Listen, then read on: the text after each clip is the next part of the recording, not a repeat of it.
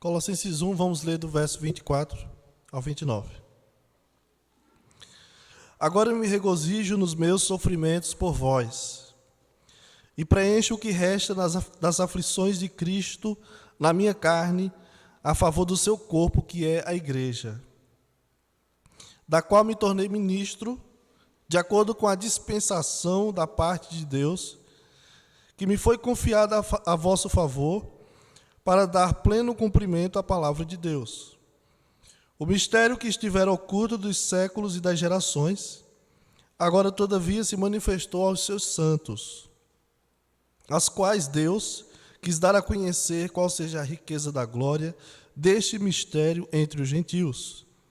Isto é, Cristo em vós, a esperança da glória, o qual nós anunciamos, advertindo a todo homem e ensinando a todo homem em toda a sabedoria, a fim de que apresentemos todo homem perfeito em Cristo. Para isso é que eu também me afadigo, esforçando-me o mais possível, segundo a eficácia que opera eficientemente em mim. Amém.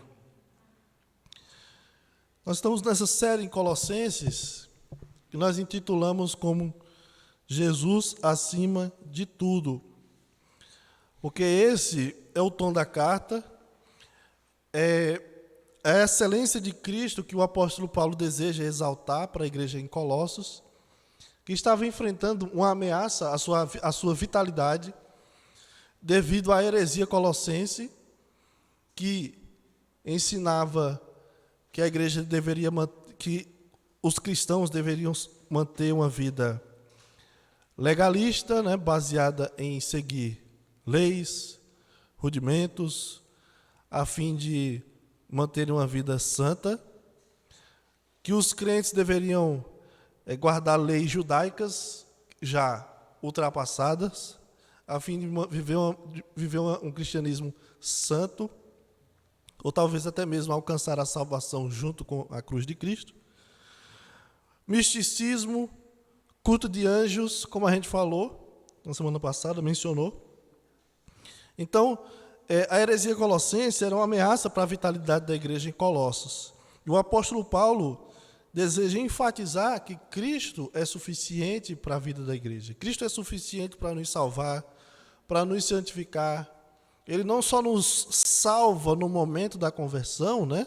Vamos dizer assim, mas durante toda a nossa caminhada cristã, Jesus é suficiente para nos fazer permanecer no caminho. Que nós não precisamos criar novas regras, estabelecer novos padrões que não estão nas Escrituras para a gente seguir, certo? O cristianismo não é baseado em pode ou não pode, né? No deve ou não deve fazer. Não é, o cristianismo é mais do que isso. O cristianismo é seguir a Jesus e imitar a Jesus em tudo que ele fez, em tudo que ele é. Nessa passagem, então, o apóstolo Paulo quer mostrar que a razão da nossa missão, do nosso ministério, do nosso serviço, é o próprio Senhor Jesus. Nós podemos aqui nessa passagem tomar a vida do apóstolo Paulo, tomar o ministério do apóstolo Paulo como modelo para o nosso serviço a Deus. Como cristãos, todos nós temos três coisas: o ministério, uma mensagem e uma meta. Assim como o apóstolo Paulo. O apóstolo Paulo tinha um ministério, uma mensagem e uma meta. É fácil de memorizar, né? Esse é o nosso esboço. 3 M's. MMM. Ministério, mensagem e meta. Esses três elementos refletem a razão da nossa missão no mundo, que é apresentar Cristo a todo o homem. O verso principal é o versículo 28, que o apóstolo Paulo usa várias vezes aqui a palavra todo, né? O qual nós anunciamos, advertindo a todo homem e ensinando a todo homem em toda sabedoria, a fim de que apresentemos todo homem perfeito em Cristo. Esse versículo ensina o universalismo, mas não o universalismo salvífico, né? Mas de que o evangelho é para todos os povos, como a gente leu em Apocalipse 7, né? O vislumbre que João teve do futuro são pessoas de todas as tribos, povos, línguas, raças, louvando a Deus. O evangelho é para todas as pessoas, de todos os lugares, de todas as culturas. E é isso que Paulo quer enfatizar. A nossa vida, o nosso cristianismo tem como alvo, tem como razão de ser, apresentar Jesus para toda a humanidade. Cristo é a razão da nossa missão. Então nós vamos ver hoje 3 elementos da vida e do ministério do apóstolo Paulo que nós também temos e queremos aprender a partir do apóstolo Paulo, que ele menciona aqui, e que deve ser a nossa missão também. Primeiro elemento, está no versículo 24 e versículo 25, que é o ministério. Ministério. Lembra que são 3 M's, certo? Vamos ver se os irmãos lembram. Ministério, mensagem e meta. Ministério, mensagem e meta. Você tem um ministério. Qual é o seu ministério? É apresentar uma mensagem. E qual é a meta? Qual o propósito, o alvo dessa mensagem? Ok? Então, o ministério, o apóstolo Paulo descreve aí, versículo 24, versículo 25, né? Onde ele diz: agora me regozijo nos meus sofrimentos por vós e preencho o que resta das aflições de Cristo na minha carne a favor do seu corpo, que é a igreja, da qual me tornei ministro de acordo com a dispensação da parte de Deus, que me foi confiada a vosso favor, para dar pleno conhecimento à palavra de Deus. Alguns teólogos acreditam que o apóstolo Paulo está falando do seu ministério a fim de rebater críticas daqueles que estavam tentando diminuir a sua autoridade. Semelhante ao que acontece em 2 Coríntios, onde o apóstolo Paulo vai falar sobre a sua autoridade como apóstolo. Ele diz: olha, eu já sofri naufrágio, já escapei fedendo de uma situação de perseguição, né? Já fiquei isolado, já levei peia, sofri todo tipo de situação. O apóstolo Paulo, em 2 Coríntios, quer enfatizar que ele não é um falso apóstolo, ele é um apóstolo que viu claramente a Jesus no caminho para Damasco, ou seja, não é qualquer pessoa, ele viu o próprio Cristo. Então, alguns acreditam que aqui o apóstolo Paulo está fazendo algo semelhante. Por quê? Eles vão dizer que aquelas pessoas que ensinavam a heresia colossense estavam tentando diminuir a autoridade do apóstolo Paulo, a fim de diminuir a influência do apóstolo Paulo para com a igreja de Colossos, certo? No entanto, isso pode até ser verdade, que o apóstolo Paulo esteja aqui argumentando para fortalecer a sua autoridade. Nós não sabemos se esse é o caso, pelo menos eu não consigo dizer isso com certeza. Mas algo fica muito claro aqui para mim, especialmente se observarmos o contexto do capítulo 1 em sua totalidade aqui. Fica claro que todos nós devemos entender que essa fala do apóstolo Paulo aqui, versículo 24 a 29, é uma espécie de aplicação pessoal sobre o que ele acabou de falar. A gente viu na semana passada que os versículos 15 até o versículo 23, ou do 13 até o 23, o apóstolo Paulo está exaltando a pessoa de Cristo. Ele nos libertou do império das trevas, nos transportou para o reino do Filho do seu amor. Ele é a imagem do Deus invisível. Por meio dele todas as coisas foram criadas. Tudo foi feito por meio dele e para ele. Nele tudo subsiste. Então o apóstolo Paulo enfatiza várias vezes a pessoa, a supremacia de Cristo, como a gente viu. Então, aqui, a partir do versículo 24 em diante, o apóstolo Paulo, acredito, ele está fazendo uma aplicação dessa supremacia de Cristo à sua própria vida e, por que não dizer, às nossas vidas também. Uma vez que, segundo ele demonstrou, uma vez que Cristo é Senhor de todas as coisas, e Cristo é o único meio de nos reconciliarmos com o Deus Pai, através do seu sangue na cruz, então é por meio de Cristo que o apóstolo Paulo faz o que faz e é o que é. Por que o apóstolo Paulo era apóstolo? Por que Paulo era um pregador entre os gentios? Por que o apóstolo Paulo está escrevendo essa carta? Porque o apóstolo Paulo era o apóstolo Paulo. Por causa de Cristo, a pessoa de Jesus. Então, se Cristo é o único meio de salvar o pecador, se Cristo é a única autoridade absoluta sobre a igreja, segue-se então que o ministério de Paulo é centralizado em Cristo. Cristo é o centro do ministério do apóstolo Paulo. O Evangelho é o centro do ministério do apóstolo Paulo.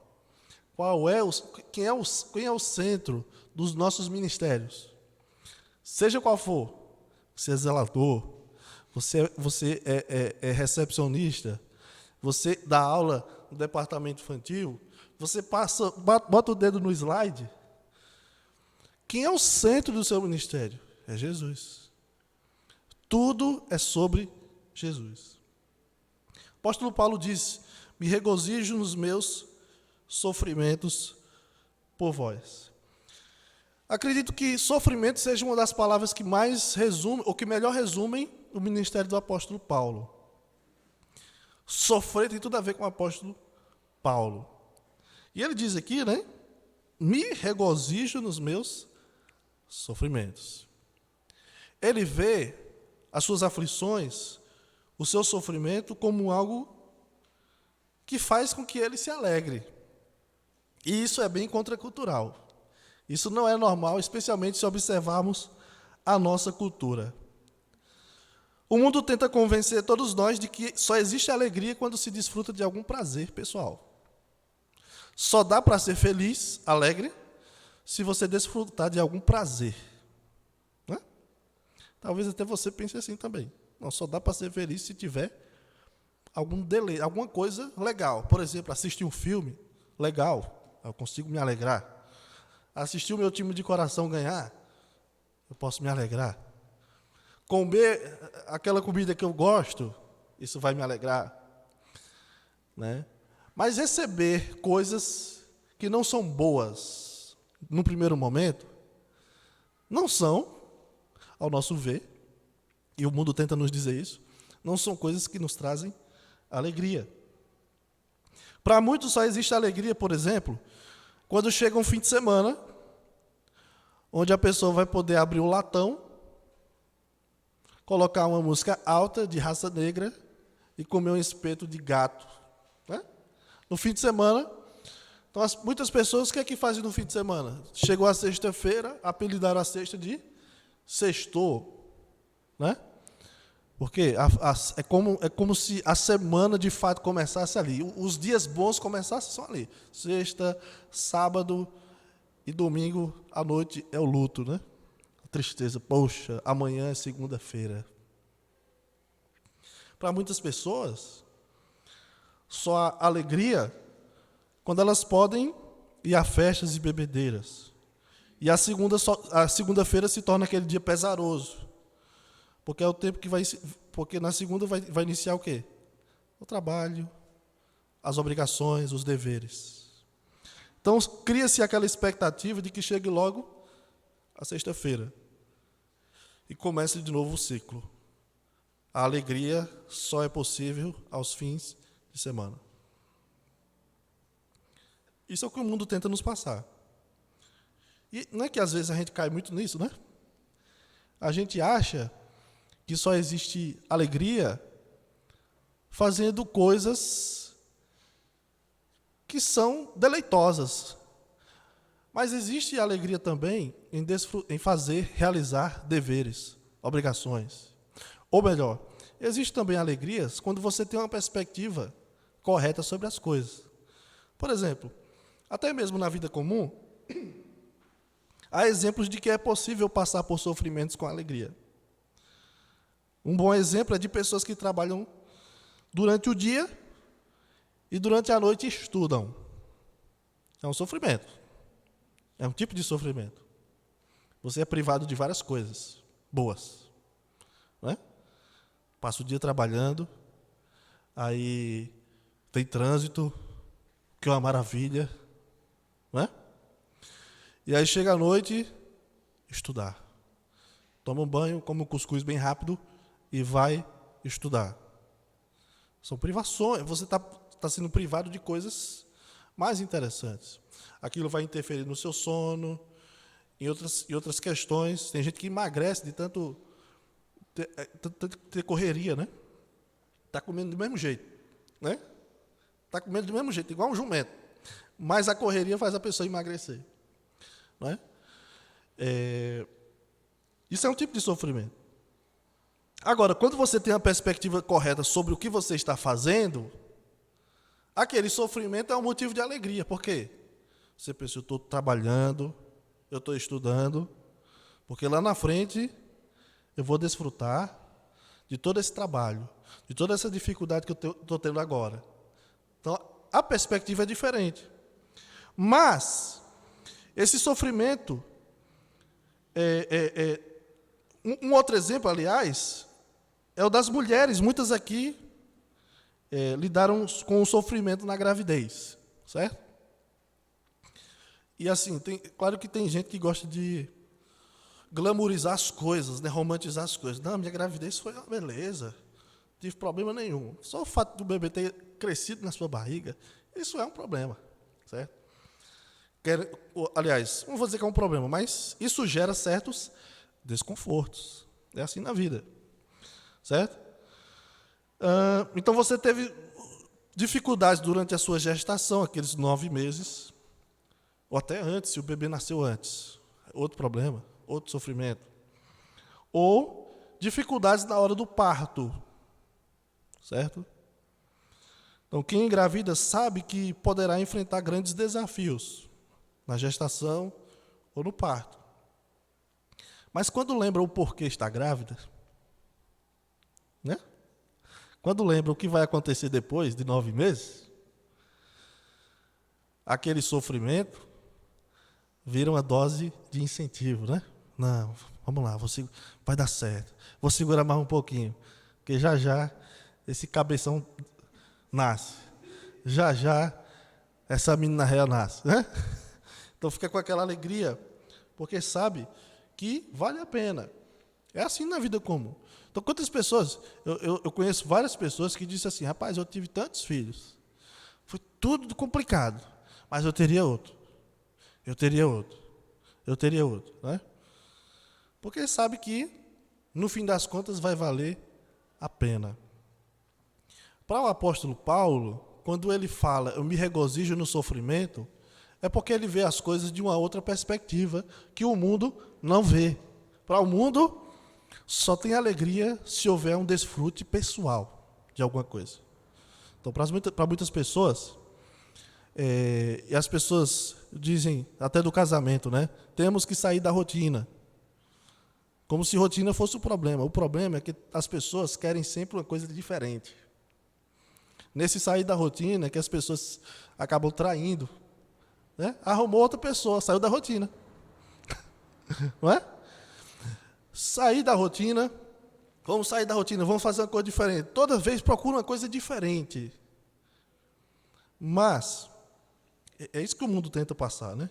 Você tem que fazer todo dia uma coisa diferente, algo diferente, para poder ficar sempre energizado com alegria.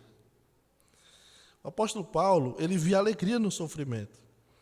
Desde cedo ele descobriu que o seu ministério seria todo envolvido em sofrimento. O apóstolo Paulo está a caminho de Damasco, tem aquela visão de Cristo, né? Paulo, por que me persegues?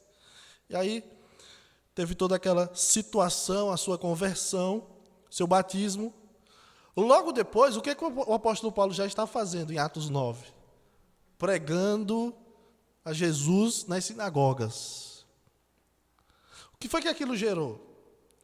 Perseguição dos judeus. O apóstolo Paulo, que era perseguidor, passou a ser perseguido, né? E aí tem toda aquela situação em que o apóstolo Paulo sai fugindo dos judeus. O apóstolo Paulo, desde cedo, sabia que servir a Cristo envolveria sofrimento. Ele vai narrar lá em 2 Coríntios toda a situação que ele passou, gente querendo matá-lo. Ele enfrentou tempestades, naufrágios, sofreu duras penas como malfeitor, foi preso. Quando ele escreve essa carta, ele está preso. Sofreu traição por aqueles que se diziam seus colaboradores, aqueles que o abandonaram. e o seu corpo tem marcas do seu sofrimento. É tanto que ele diz aqui, preencha o que resta das aflições de Cristo. Aonde? Na minha carne. Onde é que estão as aflições de Cristo? Estão na sua carne, estão nas suas costas, nos açoites que ele levou, nas surras que ele levou por falar de Jesus. E enquanto ele escreve essa carta, onde é que ele está? Está preso. Embora seja, provavelmente, uma prisão domiciliar, ele está privado de liberdade. Você já experimentou não poder sair de casa? Já? Vocês lembram alguma coisa disso? Pandemia. Não pode sair de casa. Né? Alguns acharam bom, né? Eita, fazia tempo que eu não conhecia a minha casa. Alguns começaram a ver problema na casa. Eita, rapaz, tem que fazer uma reforma aqui, viu? Não foi? Mas, mesmo uma prisão domiciliar, você é privado da sua liberdade, do direito de ir e vir. Né? Ainda assim, o apóstolo Paulo se regozija. E por que ele se regozija? O sofrimento, meus irmãos, é algo intrínseco ao ministério a Deus. Seja do apóstolo Paulo ao nosso. Servir a Deus demanda custos, lutas, batalhas. Note que Paulo fala aqui disso muitas vezes aqui. Ele diz no versículo 24, me regozijo nos sofrimentos, preencho o que resta das aflições de Cristo. No versículo 29, ele vai falar também que o sofrimento não era apenas causado pelas perseguições ou privações, como por exemplo, eu queria tanto comer carne, mas não tem, a comida reduziu, estou passando jejum. Paulo teve muito jejum, mas não era um jejum espiritual, era jejum forçado. Eita, o apóstolo Paulo está fazendo jejum intermitente, ó. Muito bem, Paulo. Não, era forçado, era falta de comida. Paulo teve desgaste físico, o versículo 29 ele vai dizer, por isso que eu me afadigo, esforçando-me o mais possível, segundo a eficácia que opera eficientemente em mim. Paulo também sofria desgaste físico, sabe aquele cansaço para servir a Deus? O apóstolo Paulo não glamoriza, não romantiza, não, eu estou muito debilitado. Oxalá eu fique melhor. Não, o apóstolo Paulo não glamoriza. Ele sente as coisas, como qualquer um de nós. Mas ele diz, eu me regozijo nisso, porque o sofrimento é algo intrínseco ao ministério. Infelizmente, servir a Deus, mesmo envolvendo cansaço, sofrimento, é algo contracultural até mesmo para a igreja, para os crentes. Não é possível servir a Deus se isso demandar algum custo. Para muitas pessoas é assim. Muitos estão acostumados a fazer certas coisas apenas se der certo. Na igreja. Você pode fazer isso, irmão? Se der certo. Eu vou ver. Né? Muitos estão acostumados a fazer as coisas se der certo, mas elas não se acostumaram a fazer as coisas dar certo. Rapaz, pastor, é complicado, mas vamos dar um jeito para nós fazer isso aí?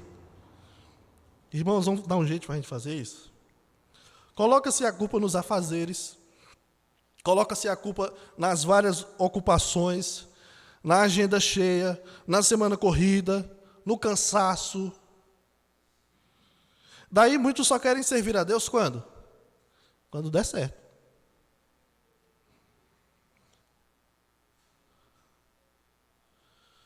Quando der certo. Agora parece que nunca dá certo. Né? Só é possível servir a Deus se a igreja não for atrapalhar na minha agenda.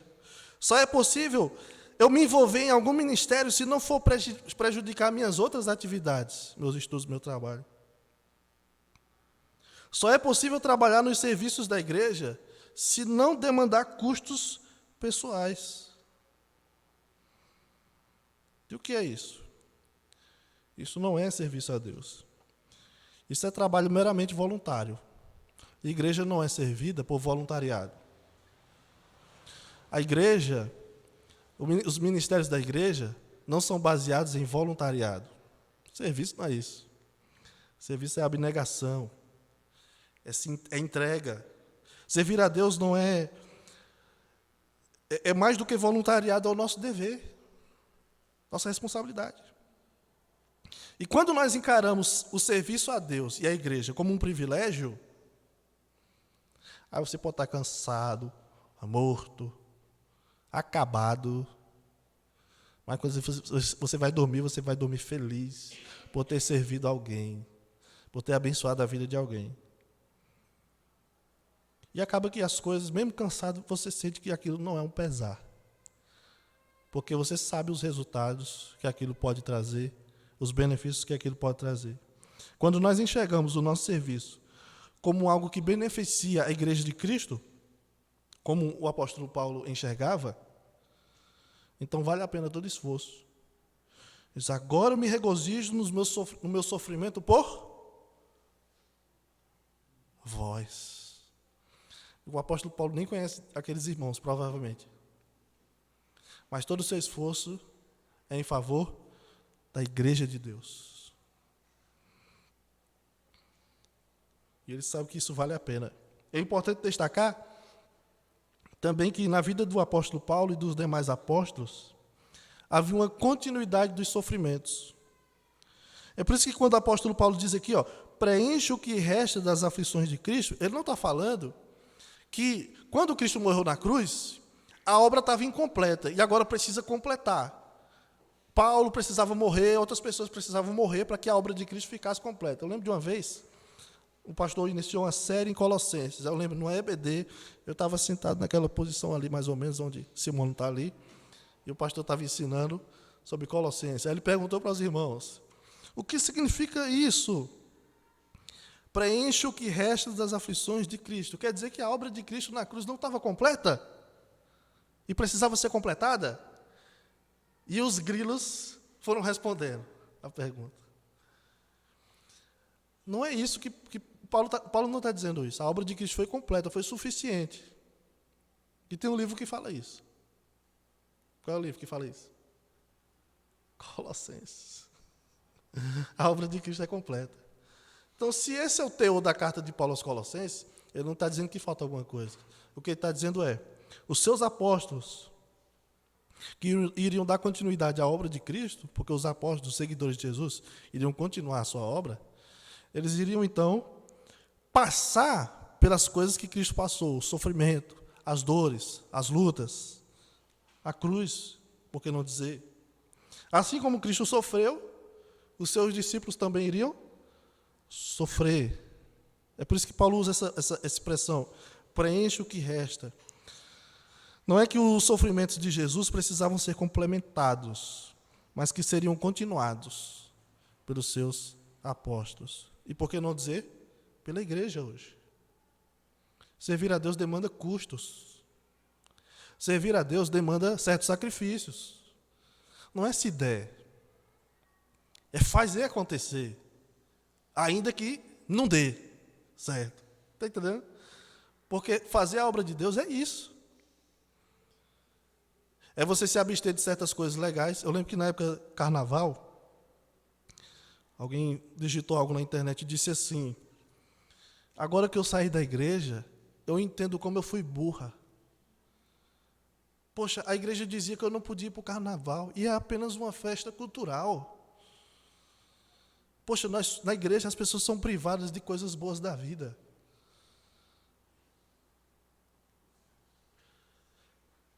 E é isso mesmo. Servir a Deus é negar a si mesmo. É negar certas coisas na vida que são prazerosas. Pela sublimidade de Cristo, de conhecer a Cristo. Existem muitas coisas na vida que são boas e não são nem pecado. Mas quem serve a Deus, às vezes tem que abdicar de certas coisas, porque está fazendo algo que é mais excelente, mais oportuno. A missão de Cristo, então, continua na vida dos apóstolos e da igreja. E se nós cumprimos a missão de Cristo, anunciando o seu nome ao mundo, isso vai demandar de nós custos também. Se a nossa missão do mundo é tornar o nome de Jesus conhecido entre os povos, temos que lembrar que isso demanda custos. Se não está te custando nada servir a Jesus, está errado. A minha semana toda é tranquilíssima. Está errado. Não é para ser tranquilíssima. É para você ir dormir, às vezes, tarde da noite, cortando um papelzinho para a reunião de mulheres. É para você, talvez, passar uma noite sem dormir, porque atrasou, teve alguma coisa, teve que ajeitar o carro, complicou, atrasou um negócio da igreja. Eita, agora eu vou ter que ralar. Eu não vou poder pregar, não. Não vou poder. Você vai dar um jeito. Tem que custar. Eita, não vai dar para eu estudar, não. Não vai dar para eu ensinar os homens daqui a 2 meses, não, porque eu nem comecei a estudar ainda. Dê um jeito, você vai ter que dar um jeito. Servir a Deus tem que demandar custo, tem que ralar para servir a Deus. Não pode ser só não, eu tenho que estar suave para poder servir. Não, tem que estar suave. Tem que suar. É isso. E além de dizer que sofre aflições em favor da igreja, Paulo diz no verso 25, né, que ele é ministro da igreja. Olha que interessante. Da qual me tornei ministro de acordo com a dispensação da parte de Deus. Ele diz, eu me tornei ministro da igreja. Ministro da igreja, é interessante. Porque vocês conhecem bem a palavra ministro, né? A palavra ministro está aí para todo mundo pronunciar. Ministério da Agricultura, Ministério de Minas e Energia, Ministério da Educação, ministro do STF, ministro do Tribunal de Contas. Então, essa expressão está muito pronunciada. Uma vez, meu professor de teologia pastoral, lá no seminário, ele disse que, por acaso era o pastor Amir, ele me disse que nós deveríamos começar a normalizar, ou pelo menos pronunciar, o significado da palavra ministro, ou ministério. Interessante isso. Como é que a gente se refere ao trabalho pastoral? Ministério pastoral, né? Ministério pastoral. O trabalho missionário. O ministério de fulano, de tal. A palavra ministro é uma palavra que vocês conhecem na igreja, que é a palavra diáconos. Que significa, basicamente, servo. Paulo diz, eu me tornei ministro da igreja. O que é ser ministro da igreja? Servo da igreja. Também pode ser traduzida como mordomo. Por isso que diácono tem essa ideia de servir as pessoas como se estivesse com uma bandeja na mão, né? Mas servir as pessoas em suas necessidades. Ser ministro da igreja é ser servo da igreja. Olha que interessante. O apóstolo Paulo fala muito, eu sou servo de Jesus Cristo, servo de Deus. E ele diz agora, eu sou servo da igreja. Servo da igreja. E eu lembro que o pastor me dizia isso. Vamos chamar o nosso ministério de serviço.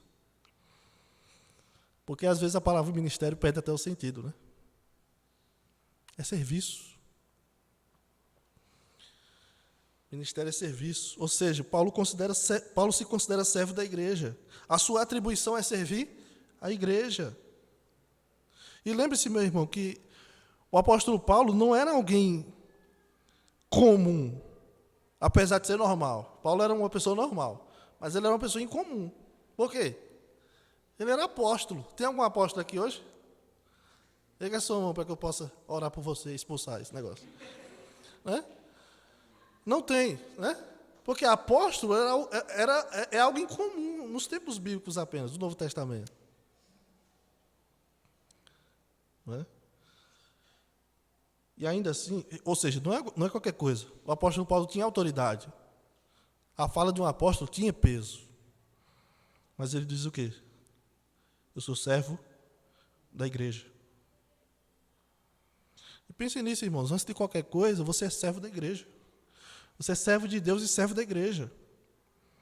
Você serve a Deus à medida que você serve. Você serve a Deus à medida que você serve a igreja. Servo de Deus não serve a si mesmo.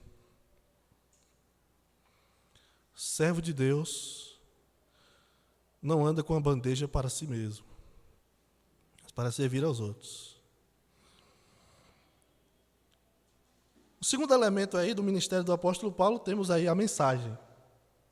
Versículo 26 e versículo 27. O mistério que estivera oculto dos séculos e das gerações, agora todavia se manifestou aos seus santos, aos quais Deus quis dar a conhecer qual seja a riqueza da glória deste mistério entre os gentios. Isto é, Cristo em vós, a esperança da glória. Veja que o serviço de Paulo tem a ver com a mensagem que ele proclama. Ele chama essa mensagem de mistério que estivera oculto dos séculos e das gerações, mas que agora se manifestou aos seus santos. Que mistério é esse? É o mistério M, né? A palavra mistério, muitas vezes ela é entendida assim, quando a gente lê na Bíblia, às vezes surge aquela ideia de que mistério é algo secreto, é um segredo. Aí o apóstolo Paulo está falando de mistério, aí, eita, Paulo falou de um mistério. Vamos pegar uma régua para calcular aqui quantas letras tem aqui, não sei o quê, para entender qual é o mistério. Vamos pegar uma lupa para ver, porque deve ter alguma coisa na letra aqui, grega, aqui, alguma coisa, algum segredo aqui, que o apóstolo Paulo deixou ali, que é mistério. Não, mistério não é isso. E aliás, não sei se toda vez, mas geralmente quando a palavra mistério aparece no Novo Testamento, ela deixou de ser mistério. Já foi revelado o que é. Mistério é uma coisa, eu gosto de ilustrar assim, né?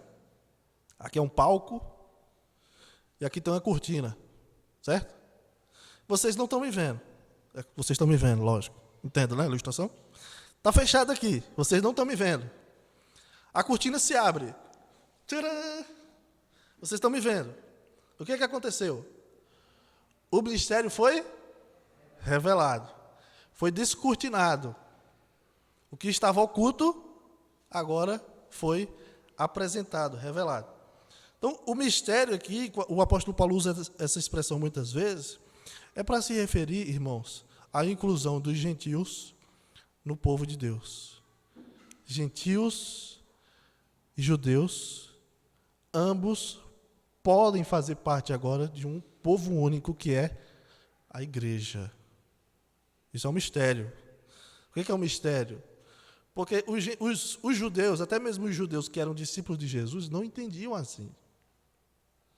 O apóstolo Pedro demorou a entender que a salvação também era para os gentios, para os pagãos. Eles entendiam, não, a salvação era para os judeus.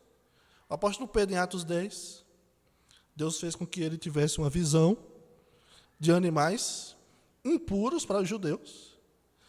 E aí Deus dizia para Pedro, vamos supor, tinha um porquinho lá, né? Tem um porco lá. Pedro, mata e come. É Pedro, Senhor. Aí é demais. O Senhor sabe que eu amo tanto o Senhor que eu não vou obedecer ao Senhor. Pedro é invocado. Pedro ainda tem os resquícios daquele Pedro lá, né? Aí Pedro, Senhor,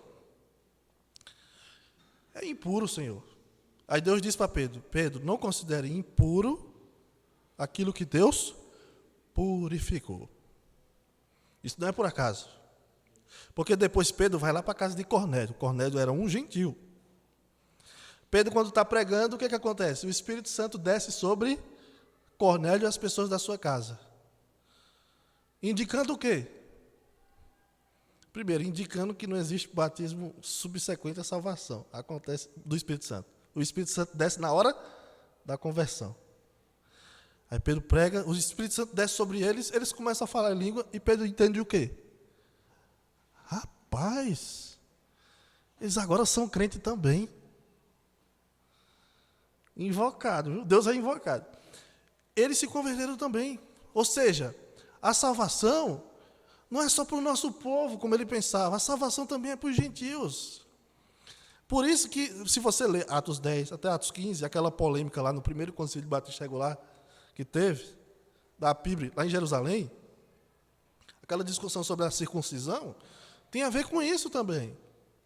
A inclusão dos gentios no povo de Deus, da igreja. Gentios e judeus fazendo parte agora de um único povo, a igreja. Aquilo era um mistério para eles, um mistério. E o apóstolo Paulo passou a ser o principal propagador dessa mensagem, né? Cristo veio para todos, para pessoas de todos os povos. Que é o que ele enfatiza muito aqui no versículo 28. Por isso que Paulo diz aqui que Deus revelou isso para aqueles gentios colossenses. O dar a conhecer a riqueza da glória desse mistério ao dar a conhecer, né, a riqueza da glória desse mistério entre os gentios. Deus fez com que eles conhecessem isso. E que riqueza gloriosa é essa que está descrita no versículo 27? O conteúdo da mensagem é qual? Cristo em vós, a esperança da glória. Ou seja, completando aqui as falas de Paulo, o mistério revelado é que Cristo é para todos, para todo que nele crê. Seja judeu, seja gentil, a mensagem é Cristo em vós. Cristo é a esperança da glória. É tudo sobre Jesus, meus irmãos, aqui em Colossenses. E também deve ser assim na nossa vida e na nossa pregação. É tudo sobre Jesus. Qual é a mensagem que a gente prega para as pessoas? É Jesus. Não é dizendo, você vai para o céu, para o inferno, que é também, né? Mas a ênfase é Jesus. Deus ama você. A mensagem não pode ser simplesmente isso, mas deve ser Jesus.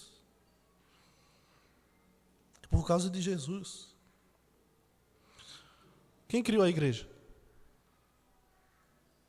Jesus. Mas quem sustenta a igreja é? Jesus. Tá, mas quem vai levar a igreja para a glória? Jesus. Quem une pessoas de todos os lugares, de costumes diferentes, culturas diferentes, de idades diferentes, ao redor dele mesmo? Jesus, né? Ou seja, o foco do nosso serviço, da nossa mensagem, da nossa pregação, é sempre Cristo.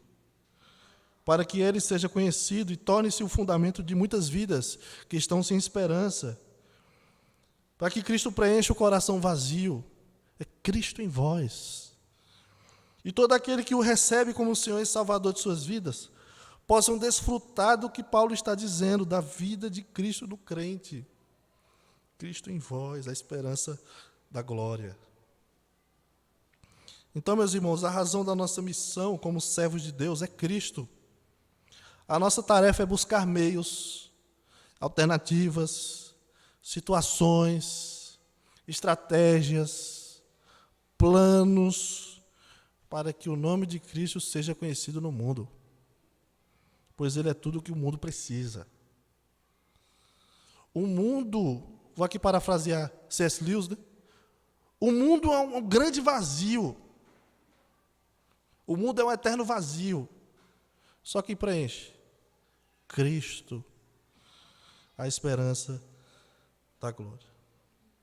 Além do ministério e da mensagem, temos um alvo, uma meta. Certo? O ministério é o nosso serviço. A mensagem é sobre Cristo. A nossa meta é o nosso alvo. Qual é o nosso alvo ao ministrar, ao pregar, ao servir? Qual é o nosso alvo? Versículo 28. O qual nós anunciamos, advertindo a todo homem e ensinando a todo homem em toda a sabedoria, a fim de que apresentemos todo homem perfeito em Cristo. Está muito claro.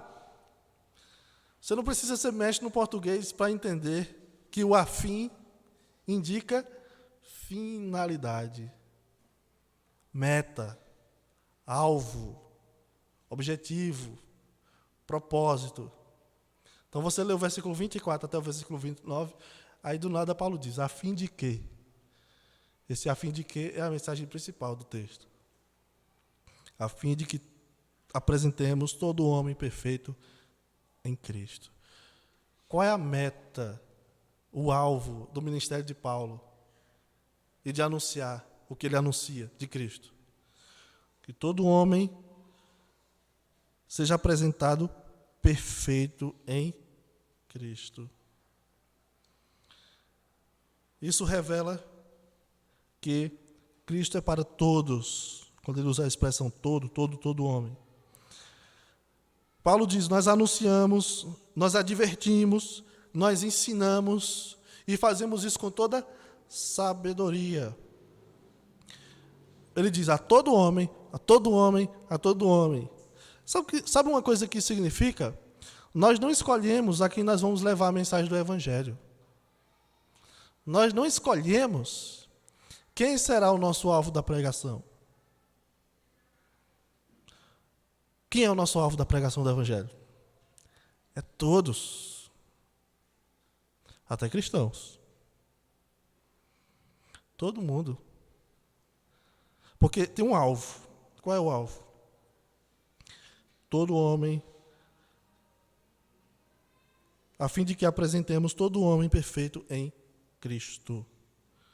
Por isso nós devemos nos esforçar, utilizar tudo que está ao nosso alcance, os recursos disponíveis com sabedoria para que Cristo seja formado na vida de outros. É como um parto, né? Nós vamos formando aquele ser através do anúncio, da pregação, da advertência, ensinando sobre Jesus, até que aquela pessoa seja formada. É assim o discipulado, né?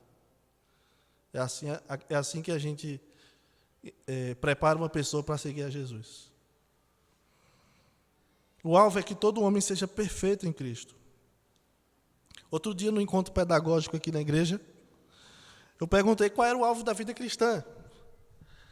Qual é o alvo da vida cristã? Eu até disse, o apóstolo Paulo fala disso muitas vezes. E aqui ele fala. Qual é o alvo da vida cristã? A perfeição. Para que todos cheguem à perfeição. Que perfeição? A semelhança de Jesus. A maturidade cristã. Que todos sejam parecidos com Cristo. Nenhum cristão é perfeito. Isso é um fato. Mas todos nós caminhamos nessa direção. Lembra que Paulo disse aos Filipenses? Não que eu já tenha alcançado, mas prossigo. Prossigo para quê? Para o alvo. Qual é o alvo? Perfeição. Que perfeição é essa? É se tornar parecido com Jesus. Nenhum cristão é perfeito, mas todos nós caminhamos nessa direção. A razão para sermos o que somos e fazer o que fazemos, servindo a Deus, pregando a palavra, é para que sejamos como Jesus e ajudemos outros a ser como Jesus também. Essa é a plenitude da vida, que a Bíblia sempre diz em Romanos 8, 10, Romanos 8, 28, 29, 30, vai dizer a imagem de Cristo, a imagem do seu Filho. Todos nós vamos nos tornar a imagem do seu Filho. Mas até lá, quais são os passos? Um deles é anunciar a Jesus a todo homem. A cristãos, a não cristãos, a gregos e troianos, dizendo que Cristo é a esperança da glória.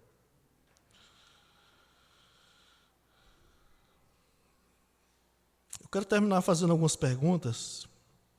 Essas perguntas vão nos ajudar na aplicação pessoal.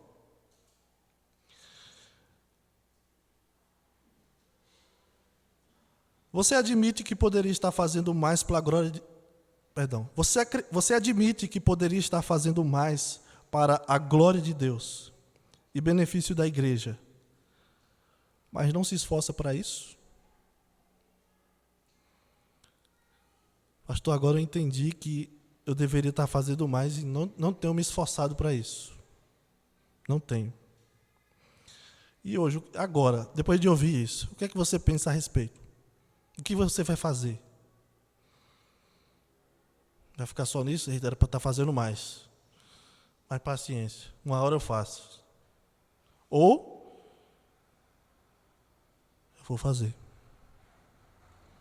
Não estou me esforçando, estou parado, estou até mais fraco.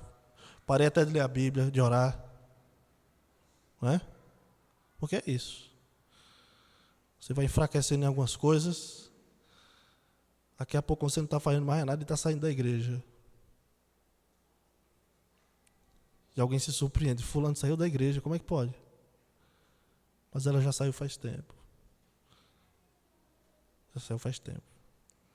Então, você admite que poderia estar fazendo mais para a glória de Deus e benefício da igreja, mas não tem se esforçado para isso? O que pensa em fazer a respeito, a partir de hoje? Segundo lugar, você acredita que tem falhado em sua missão de anunciar a Jesus aos outros? O que pensa em fazer a respeito também? Você tem falhado em comunicar o evangelho às pessoas? Você fala de Jesus para os seus colegas de faculdade? Já falou de Jesus para os seus colegas de trabalho? Já saiu da sua boca perdão, graça, salvação, cruz, luz, trevas, morte, vida eterna? Já saiu da sua boca essas palavras para as pessoas com quem você tem contato? As pessoas com quem você se diverte, joga online, estuda junto, trabalha junto.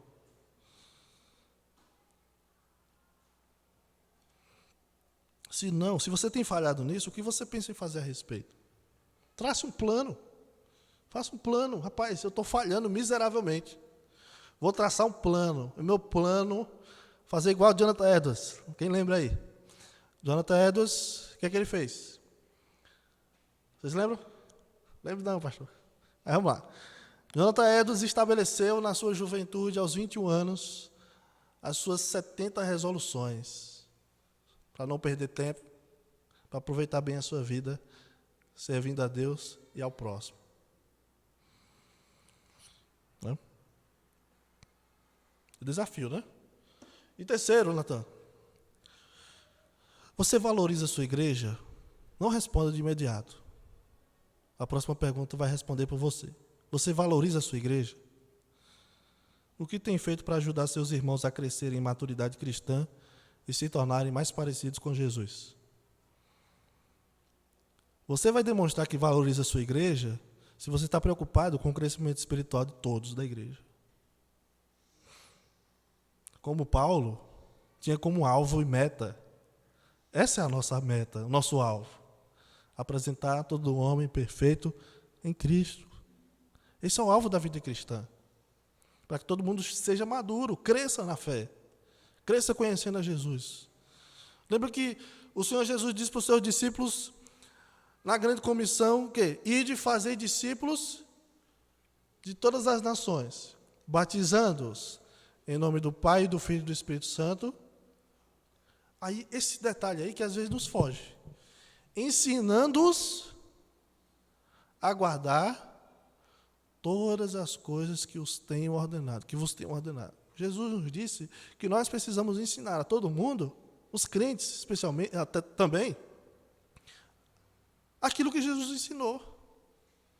A guardar, a obedecer às palavras de Jesus. Temos feito isso? Você tem feito isso?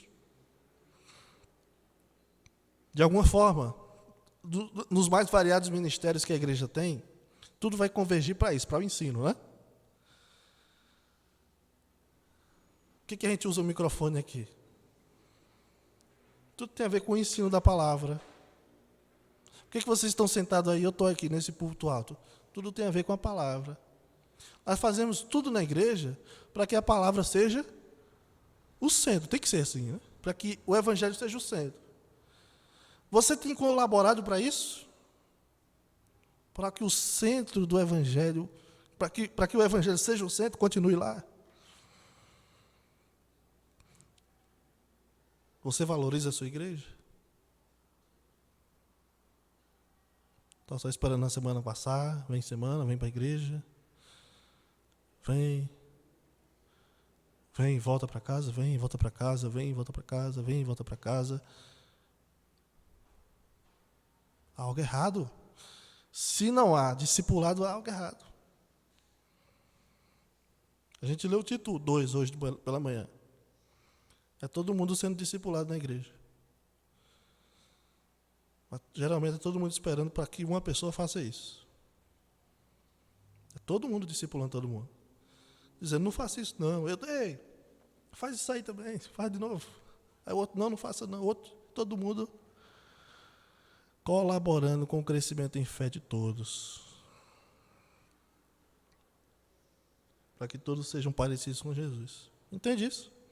Então, Paulo está focando o ministério dele, e é o nosso, em chegarmos na perfeição em Cristo. Esse é o alvo da vida cristã. Essa é a razão da nossa missão como crentes. Por que a gente faz o que faz? Por que a gente é o que é como cristãos? Por que a gente vem para a igreja? Por que a gente lê a Bíblia? Por que a gente ora? Por que a gente faz pequeno grupo? Por que a gente visita alguém? Por que a gente ora por alguém que está doente? Por que a gente cria um grupo no WhatsApp da igreja? Por que a gente coloca uma pregação no YouTube? Por que a gente posta uma coisa no Instagram da igreja?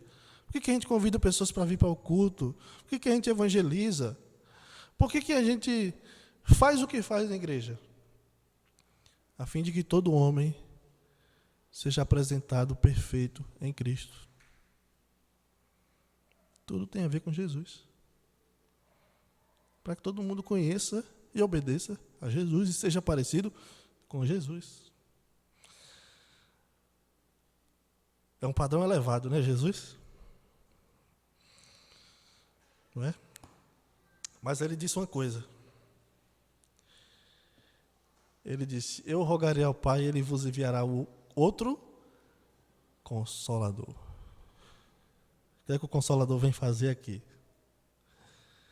Ele vos ensinará, ele vos guiará, ele vai conduzir, para que todos os discípulos de Jesus consigam obedecer e seguir a Jesus. Ou seja, o padrão é elevado, Jesus, né? Afinal de contas, estamos falando de Jesus. Uma coisa é imitar Yamandu Costa tocando violão, que para mim é inacessível. Mas talvez ainda consiga, bem capaz de... Quem não toca violão aqui, talvez ainda consiga chegar lá. Se começar agora, bem rápido. Vamos lá, eu quero chegar em Yamandu Costa. Mas Jesus, o padrão é alto. É Deus, Criador de todas as coisas. Mas o Espírito Santo foi enviado para isso, para tornar isso possível. Nos guiar a toda a verdade, nos guiar à obediência, a se lembrar das palavras de Jesus. O padrão é alto. É.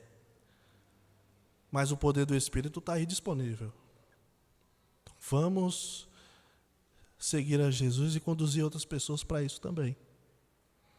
Tudo que a gente faça, todo ministério que a gente está envolvido, serviço que a gente se compromete a fazer na igreja, possamos fazer com esse alvo. Lembra daquela história, né? Como é o nome daquele irmão, Pablo? Esmeríndio? Como é? Juvenílio. Lembra da história do irmão Juvenílio? Ele limpando a igreja? Para que era aquilo? Para que as pessoas que fossem para a igreja ouvissem com clareza Jesus, houvesse conversão. Tudo que a gente faz é para que as pessoas conheçam Jesus. Seja o que for. É tudo focado em Cristo. Amém? Obrigado, Senhor, por tua palavra. Obrigado, Pai, por nos lembrar de verdades tão preciosas e desafiadoras também. Nos ajuda, Deus, seguimos esses passos aqui do apóstolo Paulo, aplicando em nossas vidas, Deus, possamos agir com dedicação em nossos ministérios, em nosso serviço, comprometidos com a mensagem do Evangelho, acima de tudo, e não esquecer, Deus, o alvo, que apesar de serviço, muitas vezes ser cansativo, que envolva sofrimento, mas tem um alvo precioso, que é ajudar no crescimento de cada crente, para que sejam parecidos com Cristo. Ajude-nos, Deus, a termos isso fixo em nosso coração. Em Cristo nós oramos. Amém.